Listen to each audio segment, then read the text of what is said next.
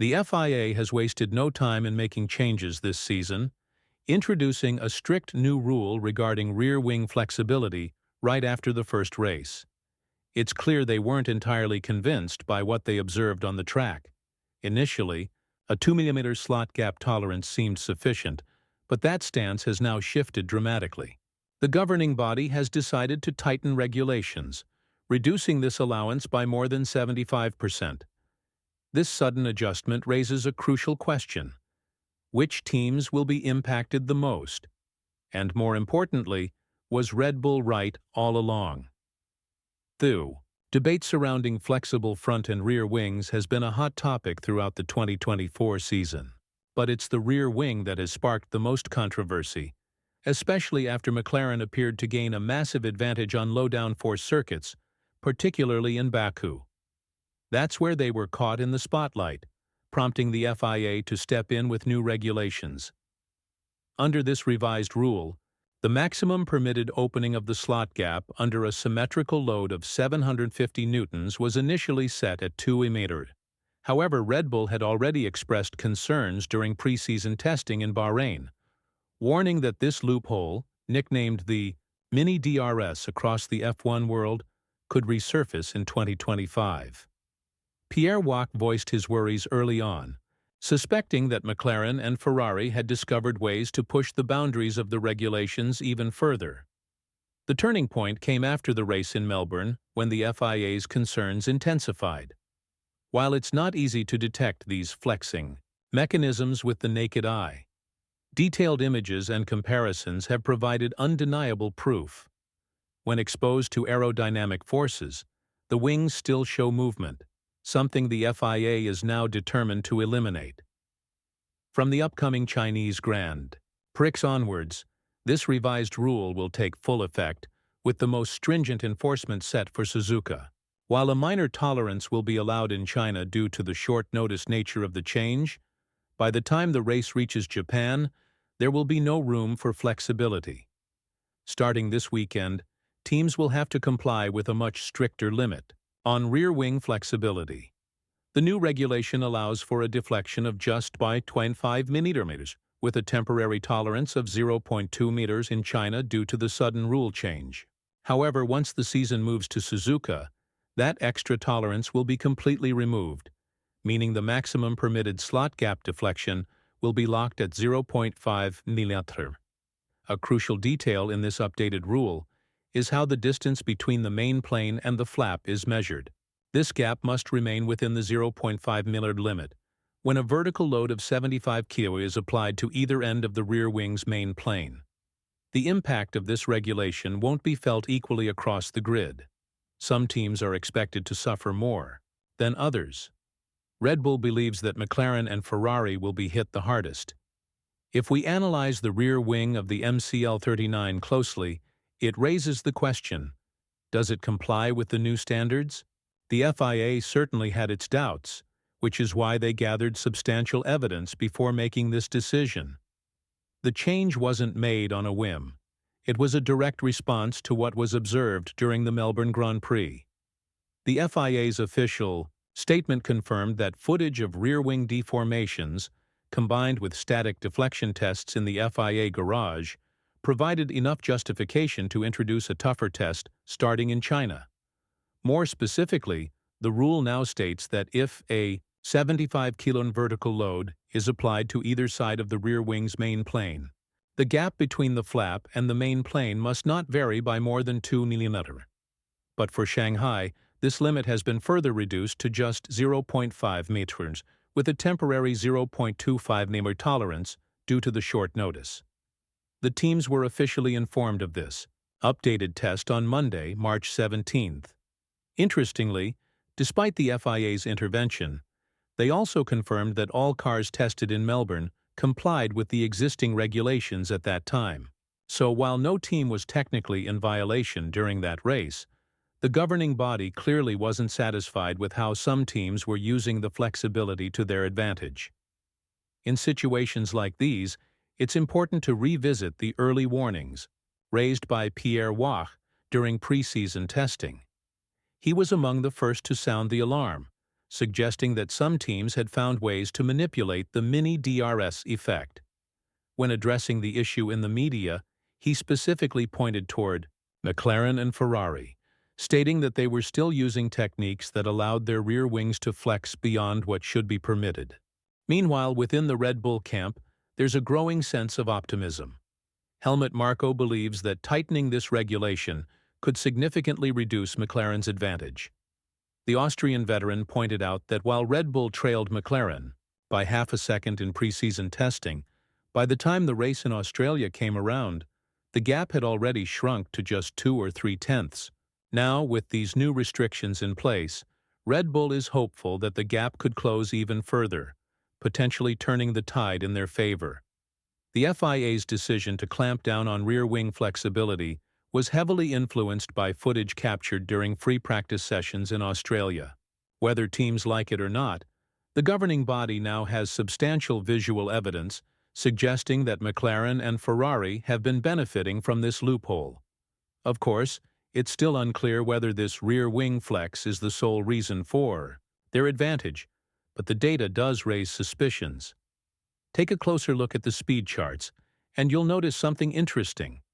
Lando Norris was actually 11 km/h slower than the fastest car, yet Oscar Piastri was in second place, extremely close to Charles Leclerc. That alone might not be enough to draw firm conclusions, but when you consider that the top 2 cars in those charts belong to Ferrari and McLaren, it certainly adds to the speculation.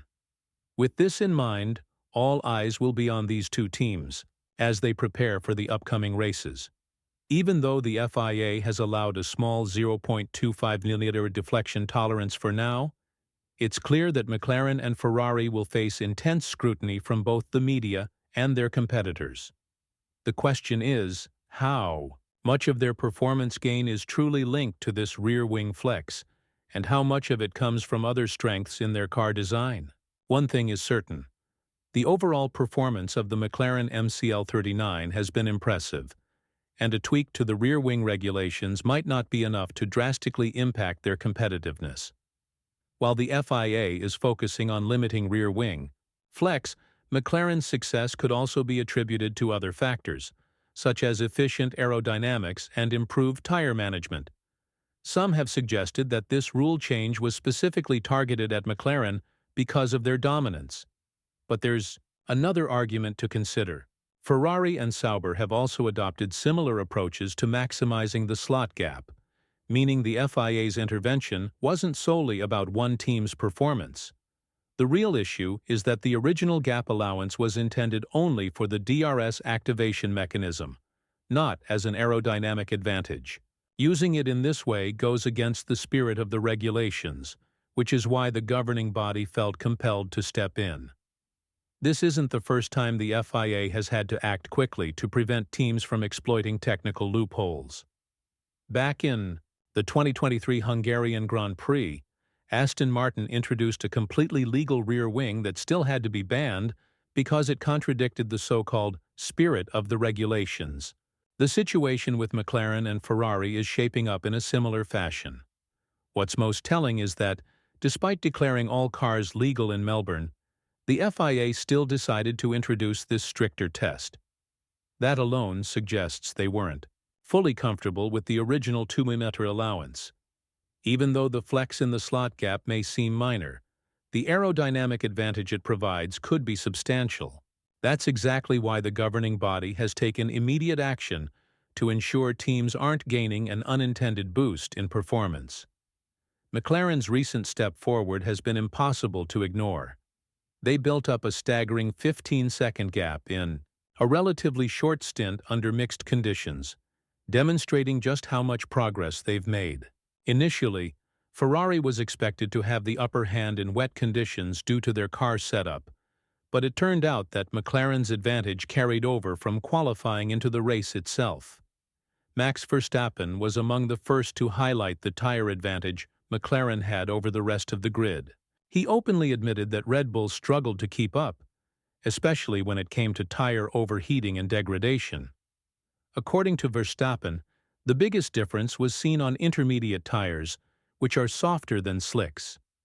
McLaren's ability to maintain tire temperatures in the optimal window allowed them to pull away with ease, making it nearly impossible for Red Bull to mount a challenge. All eyes will be on Ferrari and McLaren as Formula One heads to China. With just a single practice session before sprint qualifying and the sprint race itself, teams will have minimal time to fine-tune their setups. This could prove to be a major challenge, especially for those directly impacted by the new rear wing regulations. Adjustments will need to be made on the fly, and any miscalculation could have serious consequences for their performance across the weekend. One key factor to consider is the stark difference in conditions between China and Australia. Unlike the mixed and cooler conditions in Melbourne, Shanghai is expected to be warm and dry. This shift in temperature could play a crucial role in how teams perform, potentially favoring others like Mercedes, who have struggled in certain conditions but could find an advantage here. Ferrari, in particular, has high hopes for the Chinese Grand Prix. Team principal Frédéric Vasseur has already stated that Shanghai will reveal the team's true potential. If their performance in Australia was hindered by external factors, China might give them a better opportunity to showcase their actual pace. Meanwhile, Red Bull remains optimistic about their chances of closing the gap to McLaren. Helmut Marko has expressed confidence that the updated regulations will slow down their rivals enough for Red Bull to mount a stronger challenge in both the Constructors' and Drivers' Championships. The difference in pace between Red Bull and McLaren during preseason testing was nearly half a second, but by the time they raced in Australia, that gap had shrunk to just 2 or 3 tenths. If the new rule further limits McLaren's advantage, Red Bull believes they could find themselves back in serious contention for race wins. The FIA's recent clampdown on rear wings has undoubtedly shifted the dynamics of the season. The cameras, installed on the cars during free practice in Australia, have already provided valuable insights, and now, with stricter testing in place, McLaren and Ferrari could find themselves under intense scrutiny. Whether or not this will have a drastic impact on their performance remains to be seen, but there's no denying that these two teams are at the center of the FIA's latest regulatory focus. The biggest question now is whether McLaren's advantage was solely down to their rear wing flexibility, or if their overall car design remained strong enough to stay at the front. Even though top speed figures from Australia suggest that Lando Norris was 11 km/h slower than the fastest car on track, Oscar Piastri was second fastest, extremely close to Charles Leclerc. The fact that Ferrari and McLaren occupied the top 2 spots in speed charts right after the FIA's latest decision does raise eyebrows. There's no doubt that these two teams will be closely monitored by both the FIA and the media. Even with a minor tolerance of 0.25 nm still in place, allowing up to 0.75 of total deflection, the question remains, will the rear wing be the only area where McLaren is gaining its advantage, or will they still maintain their strong form, regardless of the rule changes? The upcoming races will provide the answers.